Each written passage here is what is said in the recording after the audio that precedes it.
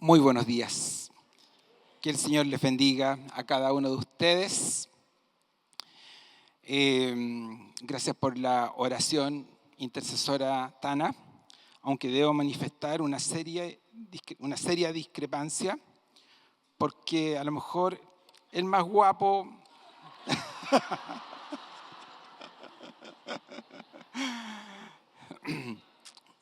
menos mal no voy a hablar de la humildad hoy.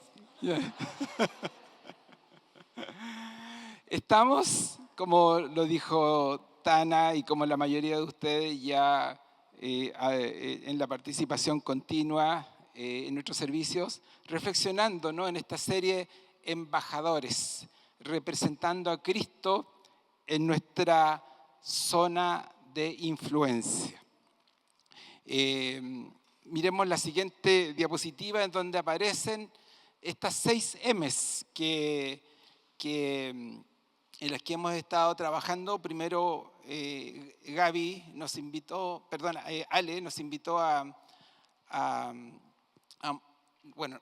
Ale nos dio la introducción, Gaby nos invitó a modelar el carácter de Cristo. Mike, el domingo pasado, nos invitó a reflexionar respecto de un trabajo con excelencia, haciendo todo para la gloria del Señor. Y hoy me corresponde compartir con ustedes un aspecto de esta misión que tenemos como embajadores en nuestro lugar de influencia, siendo mediadores de la verdad y la justicia. Verdad y justicia, tremendos conceptos. Y les comparto que me he sentido bastante frágil, obviamente inconsecuente en muchos momentos, porque hablar de verdad y hablar de justicia son conceptos tremendos, pero sin embargo que Dios en la persona de Jesucristo ha delegado en nosotros. En la historia bíblica, Dios, como manifiesta en su carácter, este carácter se espera que sus hijos e hijas creadas a su imagen y semejanza reproduzcan o reflejen. Y Jesús nos moldea este carácter divino y genuino en su humanidad. Juan, como testigo presencial y alguien que conoció muy de cerca a Jesucristo, atestigua de Jesús diciendo: vimos a un hombre lleno de gracia y verdad. Jesús es nuestro modelo que nos va a ayudar hoy día a trabajar estos conceptos de verdad y justicia. Él mismo le dijo a la gente, a sus discípulos: ustedes son verdaderamente mis discípulos si se mantienen fieles a mis enseñanzas. Y miren lo que dice: y conocerán la verdad, y la verdad los hará libres. Si bien el concepto de verdad que aquí Jesucristo menciona es tan profundo que deberíamos abordarlo de manera específica, quizás en varias prédicas, me voy a acercar solamente a un aspecto de este concepto de verdad. ¿Cómo es eso de que si aprendemos las enseñanzas de Jesús, seremos libres? Con Jesucristo descubrimos algo nuevo, una dimensión de la vida que nos era imposible descubrir: el carácter de Dios en un ser humano.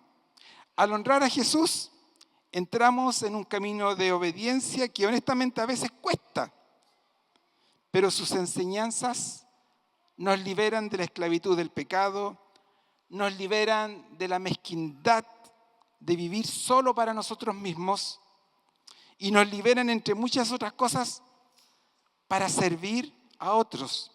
Somos libres para servir. ¿Suena raro eso? Y conoceréis la verdad y la verdad los hará libres. ¿Libres para qué? Libres para servir. También, libres del pecado, pero libres para qué? La libertad para hacer todo lo que se nos ocurra, pero en los límites del amor y la misericordia. De esta manera, sí o sí, la balanza de la justicia se equilibra al hacer el bien a los otros, al hacer lo que es correcto.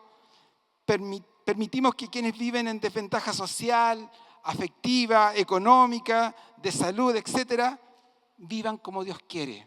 En otras palabras, somos, siendo embajadores y mediadores de la verdad y la justicia, somos promotores de Shalom, el bienestar pleno en el lugar en donde estamos. Fíjense ustedes que en Biblia y Café estamos estudiando el libro de Mateo y hace algunos domingos atrás quedé marcando ocupado en un verso que uno lee en la historia y que lo lee rapidito y como que la historia es hay un hecho tan fuerte que uno se salta un versículo y quedé ahí, quedé estacionado ahí. Porque hay un fuerte diálogo que está sosteniendo Jesús en el templo ya cerquita de la cruz.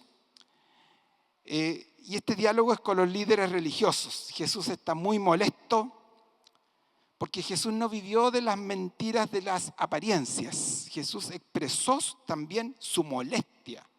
Hay pocas fotos de Jesús molesto, hay pocas pinturas. Siempre se le pinta de una manera mística, alegre, ¿ya? Casi como si no fuera ser humano. Pero también no es fácil encontrar una pintura de Jesús cuando está enojado. Y hay una ocasión en que está tan enojado, en que con mucha energía, él expulsó incluso a los comerciantes del templo, pero a los líderes religiosos les dice lo siguiente: ¿qué aflicción les espera, maestros de la ley religiosa y fariseos, hipócritas? Pues se cuidan de dar el diezmo sobre el más mínimo ingreso de sus jardines de hierbas, pero pasan por alto los aspectos más importantes de la ley: la justicia, la misericordia y la fe.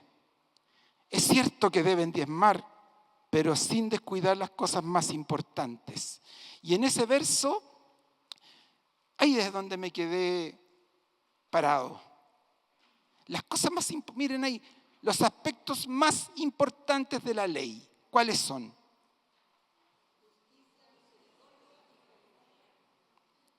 No es tan común oír en nuestro estilo de vida, en nuestra jerga evangélica, hablar de justicia, de verdad, sí creo que más de misericordia. Pero justicia y verdad le hacemos un poco el quite.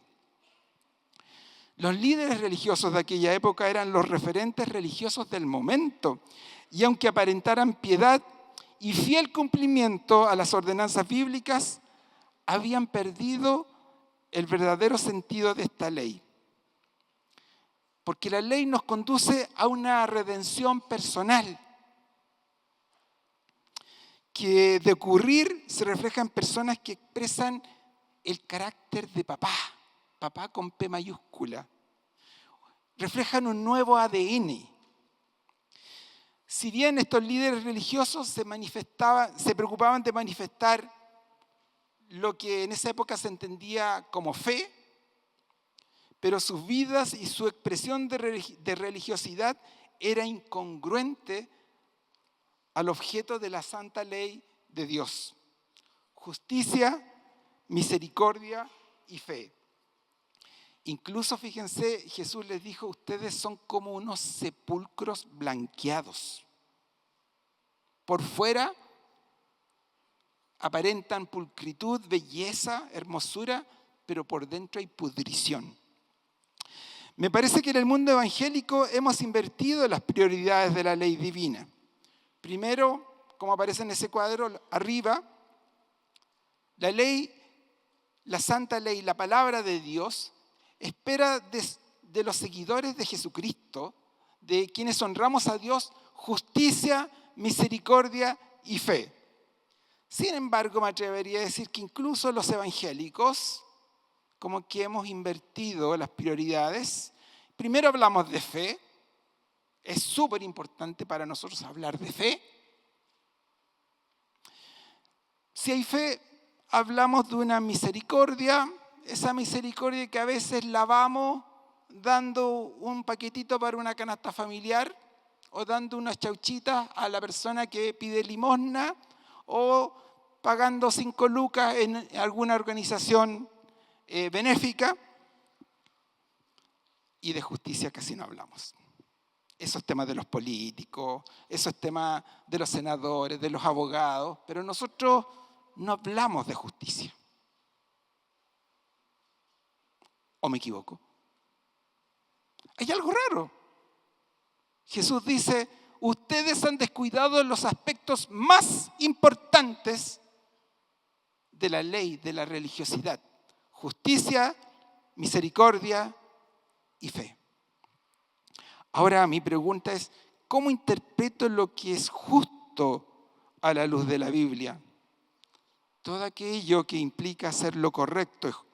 Es justo todo aquello que en conformidad a la ley no solo se memoriza, sino que también se aplica, pero articulando aquella acción con el amor. Ahí aparece la misericordia. Y la reverencia al Señor. Ahí aparece la fidelidad. Y por consecuencia, el amor a mi prójimo. Equilibrar la balanza de acuerdo al propósito inicial del Dios creador.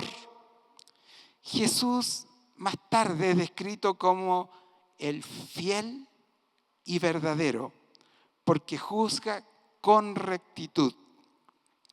Se nos dice también que Él es la imagen visible del Dios invisible. De manera que si queremos saber cómo ser justos y verdaderos, debemos conocerle a Él y seguir sus enseñanzas. Durante la semana antepasada, después de la ENADE 2025 con el slogan Verba et Facta, de la palabra al hecho, me sorprendí al escuchar el discurso de la Contralora General de la República, doña Dorothy Pérez.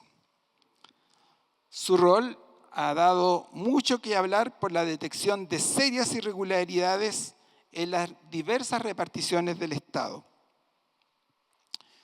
Al fin, con su exposición, siendo del área de la jurisprudencia, en donde esperaba un discurso difícil de entender, porque debo reconocer que es un área tan lejana a la mía, sin embargo, ella se las arregló para hacer un discurso muy fácil de entender a todos los que de alguna manera estábamos viendo su discurso. Ella señaló, hay faltas que deben investigarse y que de ser así, están provocando el deterioro de los servicios públicos, privando de beneficios esenciales a todos los chilenos. Hacer lo incorrecto, sí o sí, trae consecuencias. La balanza de la justicia está bien descompensada en diversos sectores de nuestra sociedad y de eso todos somos testigos o sufrimos las consecuencias de esa balanza descompensada. Ahora la pregunta para ustedes y para mí, ¿cómo nos iría si nos visita doña Dorothy en nuestros quehaceres? Sobre todo en nuestro trabajo, en nuestro lugar de influencia. En la Biblia, fíjense ustedes, encontramos muchas historias de hombres y mujeres que se las jugaron por hacer lo correcto ante los ojos de Dios y marcaron un antes y un después en el curso de la historia, en el lugar de influencia que les tocó vivir. Y a veces lugares de influencia obligada. Me acuerdo, o acordémonos, de un profeta casi desconocido, quien tiene la enorme responsabilidad de denunciar al rey un pecado sistémico de un acoso sexual que termina en una concatenación de abusos. Abusos de carácter sexual, abusos de carácter político, incluso llegó al asesinato. ¿Cómo este profeta puede encarar a este mandatario que está dispuesto a matar para encubrir su pecado? Este mandatario está cegado. Esta pasión, esta fiebre de, comillas, enamoramiento pervertido, lo cegó a tal grado que llegó a cometer una serie de irregularidades desastrosas y pecaminosas. De manera que acercarse a encarar a una persona así es correr un riesgo tremendo. ¿Qué hace el profeta? Le contó a David una historia injusta. Y David reaccionó con ira exigiendo justicia para el protagonista de esta historia narrada por el profeta. Y es más, David dice, esa persona que cometió tal infamia debe morir. El profeta Natán le dice al rey David, esa persona que debe morir de acuerdo a tu dictamen, eres tú. El profeta comunicó una verdad incómoda. Y le dice lo siguiente, el Señor dice, yo te ungí rey de Israel y te libré del poder de Saúl. Te di la casa de tu amo, sus esposas y los reinos de Israel y Judá. Y si eso no hubiese sido suficiente, te habría dado más, mucho más. ¿Por qué entonces despreciaste la palabra del Señor e hiciste este acto tan horrible? La queja del Señor a David. Este pecado tuvo consecuencias en las próximas generaciones y probablemente fue uno de los gatilladores a la desestabilidad política que siguieron viviendo los reinos de Israel y después también Judá, hasta que finalmente hubo un fracaso de este sistema de gobierno y hubo un castigo de parte de Dios con la invasión de los babilonios. Otra historia, ya en Babilonia. Cuando Israel fue invadido por los babilonios, tomó cautivos a muchos israelitas, incluyendo sus principales líderes de gobierno. En los primeros días de esta deportación, en Babilonia hubo una selección de personas excepcionales entre las familias destacadas de Israel. Entre estas personas se seleccionó a un grupito de amigos adolescentes. Ahí aparecen sus nombres: Daniel, Ananías, Misael y Azarías. Y la historia nos dice que siendo inmigrantes a la fuerza, siendo en la práctica esclavos, ellos modelaron una conducta intachable pese a las ordenanzas seductoras de un imperio con valores paganos. Tal fue el impacto que Daniel y sus amigos tuvo en Babilonia, que Daniel llegó a las más altas esferas gubernamentales. Ellos fueron grandes colaboradores en lo que hoy llamaríamos el servicio público. Eso significó que tuvieron que asumir el costo de su fidelidad y corrección de vida. Ellos vivieron lo que llamamos el pago de Chile. Por tanto hacer el bien, más de alguien les hizo lo que decimos en buen chileno, la cochinada. ¿Ya? ¿Y con qué se les pagó? Con el horno de fuego. no siempre por hacer el bien nos van a pagar con bien. Menos mal, Dios milagrosamente los salvó y este hecho dio a ellos más honra y más responsabilidad pública. A Daniel también le tocó vivir cambios políticos gravitantes, el cambio de imperios, del imperio babilónico al imperio persa, y uno no entiende cómo es que siguió ahí. Sin embargo, siguió destacándose por su excelencia y por hacer lo correcto. Pero el sistema siguió siendo el mismo. Le hicieron otra vez otra cochinada con trampas y calumnias y le tocó pasar una noche durmiendo con leones hambrientos. También Dios, milagrosamente, lo salvó. Daniel no dependió del gobierno de turno. Atención, queridos hermanos, queridas hermanas. Daniel no dependió del gobierno de turno. Y aunque no era su gobierno, porque él de alguna manera siempre fue parte de la oposición, porque era un esclavo. Estaba en ese lugar porque fue traído obligatoriamente desde otro territorio. Sin embargo, en Babilonia y después Persa, sirvió con un especial distintivo. Primero, fue fiel en su devoción a Dios, pero fue honesto, comunicando incluso verdades incómodas, y algunos creen que su testimonio perduró cerca de 400 años en esta región, hasta los días en que nace el Mesías.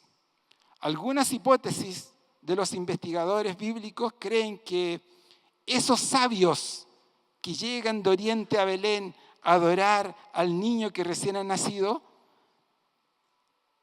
venían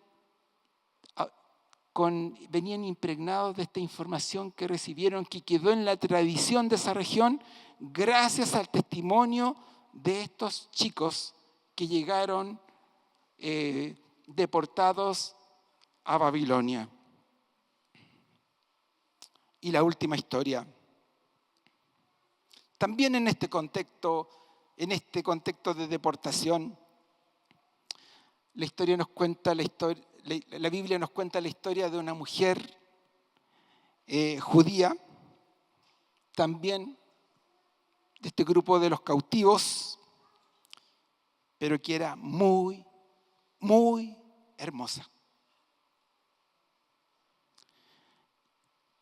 Y que llegó a tener un lugar destacado en el imperio persa. Ella y su tío Mardoqueo libraron a su pueblo de un genocidio. Una palabra que hoy día se escucha constantemente. Qué increíble, porque estas historias son de miles de años atrás y sin embargo nos damos cuenta que la sociedad global sigue exactamente igual.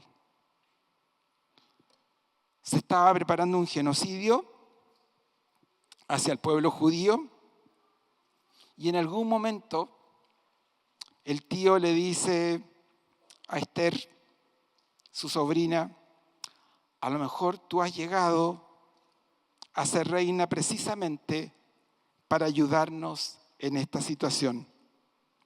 Estos dos estrategas y toda una comunidad orando lograron con una estrategia, lean el libro de Esther, dar vuelta a un sistema perverso y lograr que se hiciera justicia en un ambiente donde el poder político era impenetrable, era poderoso y era adverso.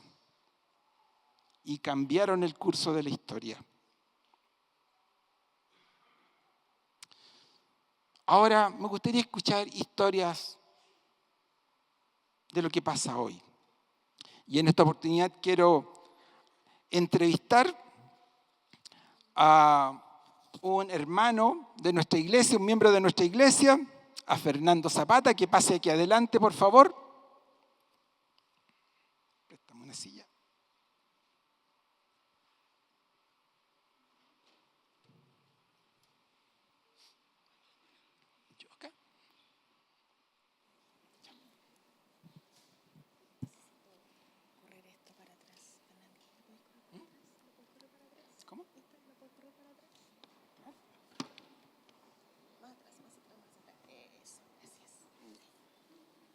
hay reglas que debemos obedecer. Bienvenido, Fernando. Hola, buenos días a todos. Probablemente algunas personas no te conocen. Bueno, ya presenté a don Fernando Zapata. Fernando Zapata es ingeniero matemático Matemático, sí, y eres subgerente técnico de una compañía de seguros. efectivamente. De hecho, sí, estudié matemáticas, bastante difícil la verdad, pero yo hoy me desempeño en el área técnica, en el área ruda como de las compañías de seguro en este caso. Wow. Y uno escucha matemáticas, uy, yo tiemblo, ya.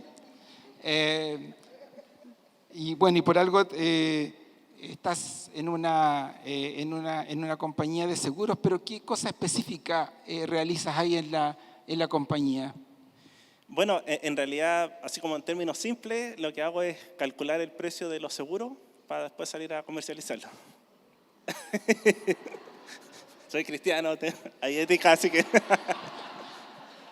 Pero vi que la iglesia invertía también en seguro, así que... Pero no podría, por un tema ético, no podría participar. Cuéntanos un poco más de eso, ¿cómo se llega a eso? Porque tú eres matemático. ¿Mm? Sí, bueno, en ese sentido, bueno, en mi caso ha sido como un camino bastante largo, partí de analista, metiéndome más en seguro, después me especialicé, entonces estaba como siempre bien asociado como a los números, pero en particular números asociados a seguro y cálculo de probabilidad y esas cosas. Mira, qué interesante. Y Fernando, en relación a la temática que estamos trabajando hoy día, ser mediadores de verdad y, y- y justicia, ¿te ha tocado tener que descubrir irregularidades que impliquen asumir con mucha fuerza situaciones que de repente revelan que hay un debilitamiento de la verdad y también debilitamiento de la justicia en tu trabajo? La verdad sí, de hecho yo creo que tendría para escribir un libro de tantas cosas, pero uno en el trabajo, al menos me ha tocado ver acoso sexual, infidelidades, despido de gente injustamente, ascensos de gente que también no se lo merecía, si es que uno ve como el mérito laboral, malversación de, bueno, no sé cómo se dice, pero tratos económicos también un poco éticos. Y en particular a mí les quería compartir dos historias. La primera me pasó a mí como personalmente, de hecho en una de las empresas que trabajé, yo en mi tema matemático me puse a realizar un estudio, ¿ya? Y un compañero mío de trabajo se lo mostré, así mira este estudio y todo, y le encantó la verdad a él. Estuvimos conversando, así compartiéndolo, y me pidió el trabajo. Y yo después me olvidé. Y un día, no sé, una semana de haber sido después, me llaman de la alta gerencia y me dicen que si por favor podía subir, pues yo estaba en un piso más arriba. Y yo dije así como, ¿para qué? Así como, ¿qué tengo que ver yo? Porque no es tan frecuente que me llamen. Y de repente entro al salón y estaban toda ahí la gente como ya principal de la empresa y veo la presentación y estaban presentando, mi amigo estaba presentando mi trabajo, lo que yo había hecho. Se esmeró sí en cambiar algunos colores, así como, pero en el fondo ha sido una falta de ética tremenda. ¿Y qué le pasó? Que quedó pillo con ciertas preguntas que le hicieron. Y uno como de los gerentes dijo, mira, sabes que a lo mejor Fernando como que estas cuestiones raras él las cacha y me llamaron. Y efectivamente por eso, así como que fue un tema como de justicia pero ya más divina, yo ahí me pude dar cuenta que estaba pasando eso, así como esa injusticia. Y Dios fue el que así como, porque al final después todos se dieron cuenta que el trabajo lo había hecho yo y lo estaba presentando otro. Y bueno, hoy en día con esta persona tuvimos la conversación, le dije que era un descarado, igual hay que manso pero no menso, como decían antes. Pero en ese sentido, como que con esas personas igual siempre tiene que, y lo que decías antes del tema de la misericordia, yo hoy en día igual me da un poco de compasión esta persona, no sé si habrá cambiado, en ese sentido igual no puedo dar testimonio de eso, sí, pero tampoco hay que uno tratarlos como con odio, mira, me cae mal, sino que como que la mirada que tengo con él hoy en día es de compasión. Y de repente igual a veces conversábamos y yo, entre comillas, lo perdoné, pero como decía también, ahora con cuidado. Te envidio por esa capacidad de perdonar que tienes, ¿ya? Y los que me conocen saben que estoy diciendo la verdad. Sí, sí. Y bueno, y la segunda historia que les quería compartir, una vez me pasó también, y no hace mucho, sí, insisto, tendría para escribir el libro, estas de las que me acuerdo que estuvimos conversando en algún momento.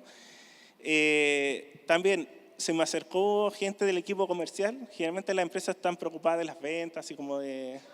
Y se me acercó un analista con su jefa, que tenía una reunión con el Big Boss, y querían saber cuántas cantidades de un seguro podían vender. Y me preguntaban a mí. Y yo le dije, mira, ¿sabéis qué? Según yo no soy como comercial, o sea, le dije, mira, supongamos, ponele que puedan vender 10 seguros, ¿ya? Y ella con su jefa, ya, mira, 10 es un número razonable y quedamos los tres ahí como, de acuerdo. Y también, como a la semana después tuvimos una reunión nosotros tres, más uno de los gerentes principales, y esta niña, la analista, se pone a presentar y dice, no, mira, ¿sabes que vendamos de estos seguros 10? Y el Big Boss pero se volvió otra persona, se enojó, no, ¿cómo se le ocurren? ¿Cómo va a vender 10? Y la reunión se puso bastante tensa. Y la empezaron ahí a dar, ¿y cómo se te ocurre ese número? Y la verdad es que fue como bastante duro. Y lo peor fue que su jefa le dio la espalda. Le dijo, no, ¿y por qué le estoy poniendo 10? Yo nunca había visto ese número, así como que traidora. O sea, y ahí también dije, ya, o sea, como que dije, a lo que sea, pero levanté la mano y les dije, no, mira, ¿sabéis qué? El 10 lo propuse yo, así como que no le den tan duro a ella, si en el fondo como que, bueno, una vez se tiene que hacer parte como de las cosas. Probablemente ella decidió seguir mi número, pero, y en el fondo también es como, pucha, a veces uno como magnifica las cosas, pero en ese sentido lo encontré como bastante injusto. Y lo peor fue después. La reunión terminó, al final el número lo cambiamos, pero algo como que en el corazoncito, el contexto era un viernes a las 2 de la tarde, ya de esta reunión y salíamos del trabajo, era así como ya de relajo. Dije, ya, ¿sabes qué? La voy a llamar a esta niña, la analista, a la que retaron tanto, para ver cómo estaba. Y la llamé y estaba llorando desconsoladamente y en ese sentido también el tema de la misericordia, porque generalmente yo no hago eso, es como, pucha, ya fue la reunión, pasó, tengo otra, generalmente uno en el día a día vive así reunión tras reunión, pero algo como que en el corazoncito, insisto, fue como llámala y me sirvió como darle consuelo a ella y también un tema como de a veces ser misericordioso y darle un poco de ánimo y que la vida sigue. Entonces, ese es como también un testimonio como de injusticia que aportar un poquito, un granito de arena. Wow, qué interesante. Pensaba en la primera historia, recuerdo una vez alguien cuando era estudiante nos decía, no copien. Estudiantes, no se acostumbren a copiar porque después cuando sean profesionales ustedes van a ser ladrones de proyectos, van a copiar proyectos porque su ética al copiar en un examen se empieza a alivianar, a tener una soltura a la cual ustedes se van a acostumbrar y después no van a tener ningún descaro en copiar proyectos. Y al escucharte, me acordé de eso. ¿Cuánta gente me ha tocado verlo también en más de algún ambiente académico? Y en segundo, a veces eso de quedarnos callados, pese a ver la injusticia y no dar la cara.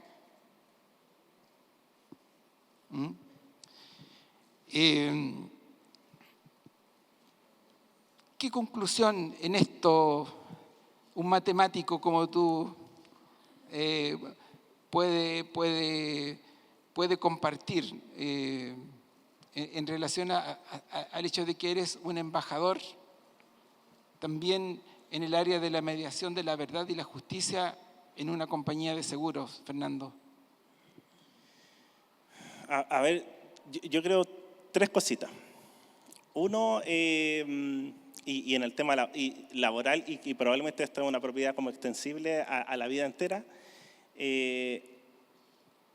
Dios igual nos habla a través de la Biblia, y a mí en particular me sirve mucho los libros de Proverbios y de Eclesiastés. O sea, esa cuestión es como miel para la vida laboral.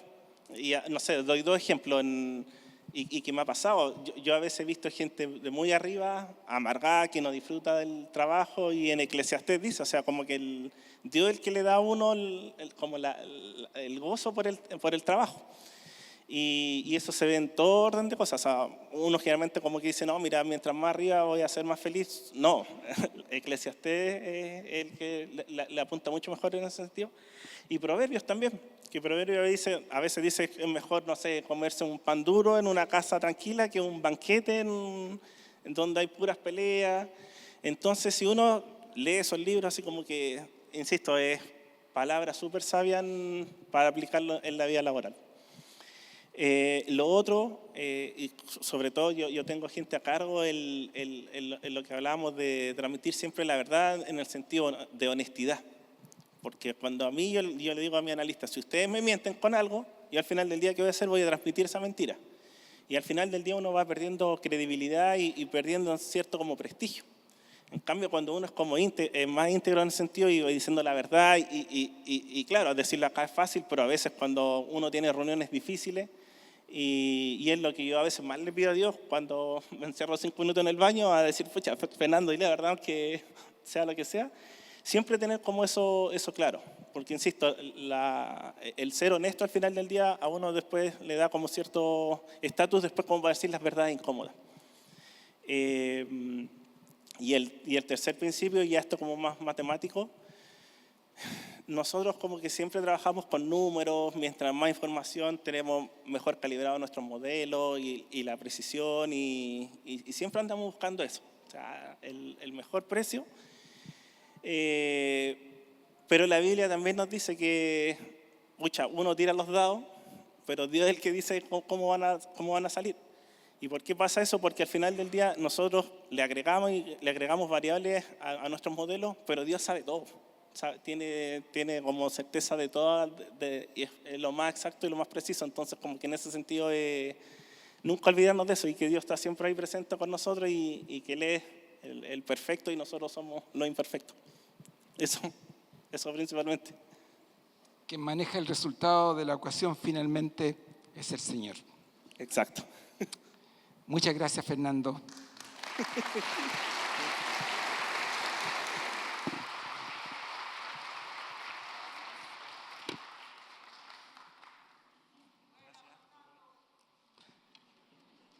Tiene barra de su grupo pequeño, Fernando. ¿Cuáles son los grandes temas que hoy día nos preocupan a los chilenos, así al ojo, como un simple ciudadano? Viene a mi mente la corrupción, la violencia, las complejas proyecciones económicas, la educación, que se ha deteriorado en comparación a otros países de la OCDE, el envejecimiento de la población, el calentamiento global, entre muchos otros problemas. ¿Y cuál es nuestra responsabilidad en la solución a estos problemas y no solo la denuncia?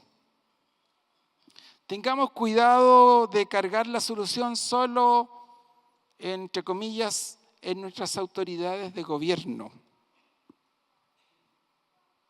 Qué fácil es quejarnos por estas problemáticas que sin duda nos afectan a nosotros hoy o afectarán severamente a las próximas generaciones, pero nosotros no nos acordamos que somos embajadores y somos tan responsables, quizás más responsables que las autoridades. En esta serie estamos proclamando como iglesia que tú y yo somos embajadores de Cristo en el lugar donde estamos, en nuestra zona de influencia. Y si eres un embajador de Jesús, un distintivo clave de tu identidad debería ser la verdad y la justicia. ¿Sabes lo que el Señor espera de ti en tu día a día de acuerdo a sus enseñanzas? ¿Cómo abordas aquellas situaciones que aparentemente te obligan a cruzar fronteras entre lo que agrada a Dios, lo correcto, y lo que Él detesta. Si el ángel contralor del cielo hoy día nos visita, ¿cuál sería su veredicto? ¿Cuántos sumarios habrían en este momento para nosotros? No quiero pasar por alto lo siguiente. La mentira y la injusticia, que es lo opuesto a la verdad y la justicia, son el baluarte de las fuerzas satánicas, de las tinieblas. De manera que Él se las arregla para crear sistemas de poder, para poder instaurar y perpetuar sistemas mentirosos, tramposos e injustos, que son las características más visibles de la corrupción. Y no olvidemos que el fin de todo esto, por muy blanquita que sea la mentira, por muy pequeñita que sea la injusticia, recuerden ustedes que el jefe de este sistema lo que quiere es hurtar, matar y destruir. Ese sistema es así de perverso. Nosotros nos movemos, por otro lado, en la dimensión del reino de Dios, confiando y honrando a nuestro Señor. Pero seamos conscientes, como decía Fernando, no nos hagamos los lesos, también de que están presentes las fuerzas satánicas. Y ellas no están contentas cuando nosotros justamente honramos la verdad y la justicia. No esperemos siempre la recompensa, el abrazo, la felicitación de las jefaturas. A veces nos va a pasar todo lo contrario. Porque si el sistema se guía por sistemas corruptos, nosotros somos quienes marcamos la diferencia y, entre comillas, no estamos cumpliendo con el objetivo encubierto que tiene la organización en la que estamos. Y a veces nos van a hacer la vida a cuadritos en la medida que querramos ser consecuentes. Eso fue lo que le pasó a estos inmigrantes forzados, Daniel y sus compañeros en Babilonia, que aunque siendo fieles tuvieron que sufrir las consecuencias por parte de los expertos en la corrupción. Lo mismo estuvo a punto de sucederle a la reina Esther. Como ciudadano común y corriente, me da lata ver cómo personas como si nada evaden el Transantiago. Omitimos el pago del IVA, permitimos que cosas raras sucedan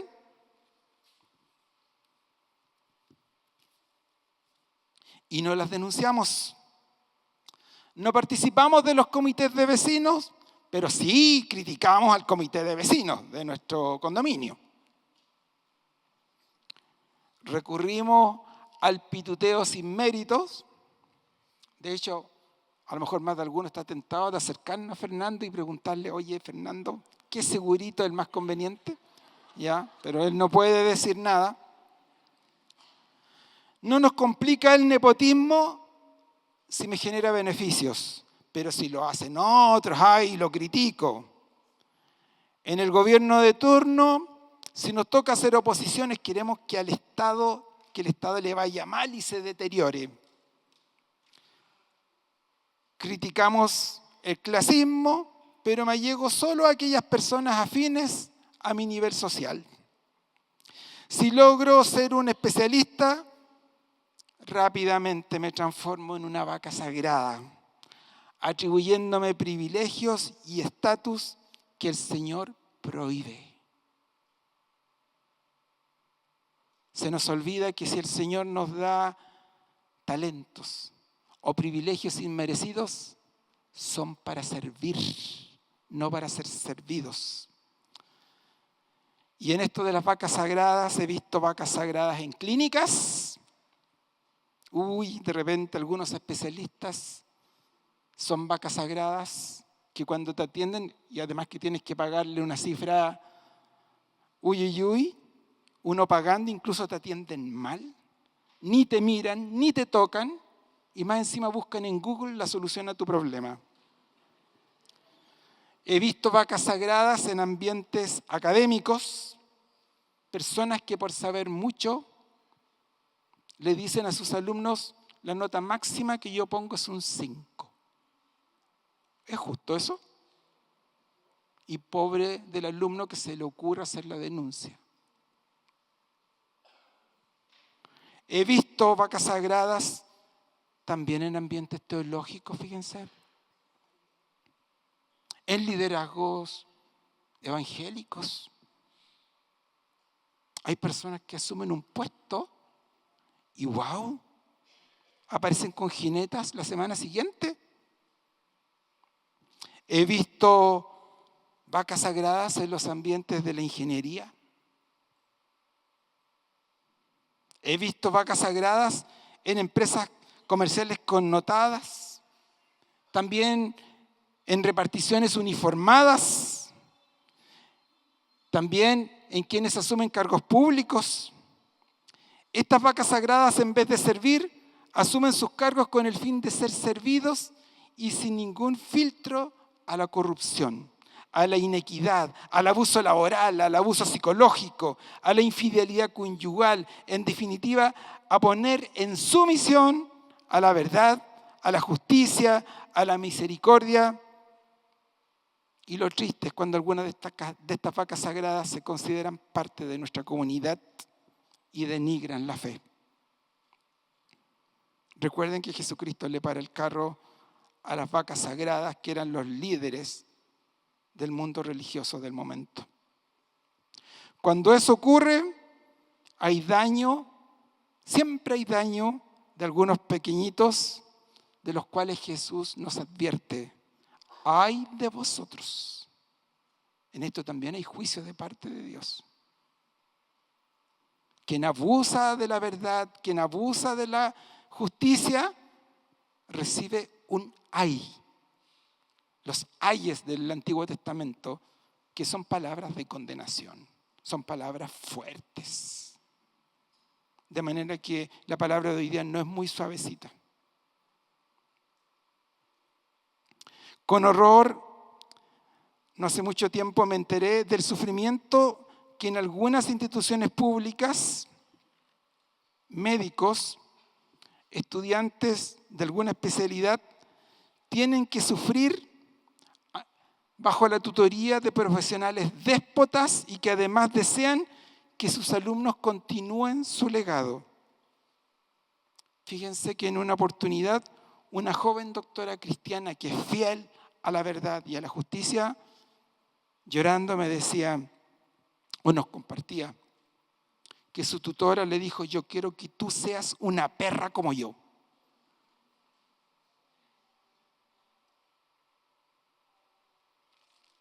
Esa es la realidad en que nos toca vivir, hermanos y hermanas.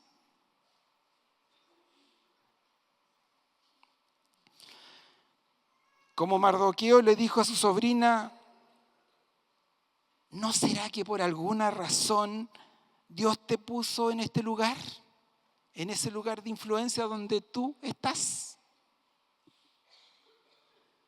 Así es que pídele al Señor armar la estrategia. Si en este momento, a la luz de esta reflexión, sientes el peso también de estar faltando a la verdad y a la justicia, hazlo ahora, por favor. Pide perdón y pídele al Señor que te guíe con su espíritu a reparar el dolor que has estado haciendo, de la manera en que Zaqueo manifestó a Jesús su arrepentimiento. Señor, voy a devolver todo lo que he robado. Así es el arrepentimiento. Por otro lado, si estás en la disyuntiva de cómo ser fiel al Señor en el lugar donde estás siendo estudiante o trabajador, te comparto algunos tips. Sé fiel al Señor con una fe sencilla, aunque sea sencilla, Confía en Él y hónrale con verdad y justicia. Ora y deposita tu confianza y devoción a Él. Recuerda que todo lo que hagas, como lo aprendimos con Mike, hagámoslo en primer lugar para el Señor. Di la verdad, vive en la verdad, sé verdadero y juégatelas por todo lo que es justo. Estemos atentos a la oposición y a las crisis. Nuestras buenas acciones, por complejas y riesgosas que sean, lo primero es que alegrarán el rostro de Dios. Y que esa sea nuestra ambición, por sobre el reconocimiento de los demás. Sin embargo, Jesús nos advirtió que la cosa se pondría difícil y que a lo mejor nuestras decisiones en obediencia a la verdad y la justicia implicarían cruz. Así que no nos extrañemos si por hacer el bien nos va mal. Pero recuerden lo que dice Pablo: ya no vivo yo, Cristo vive en mí. El otro tips es: sé parte de una comunidad. Tanto Daniel y sus amigos como Esther fueron parte de una comunidad de apoyo. Cuando Esther armó la estrategia, una estrategia que era difícil, arriesgada, que corría en riesgo hasta su muerte. O sea, en algunos de ustedes puede implicar perder la pega por jugárselas, por ser fiel a la justicia y a la verdad.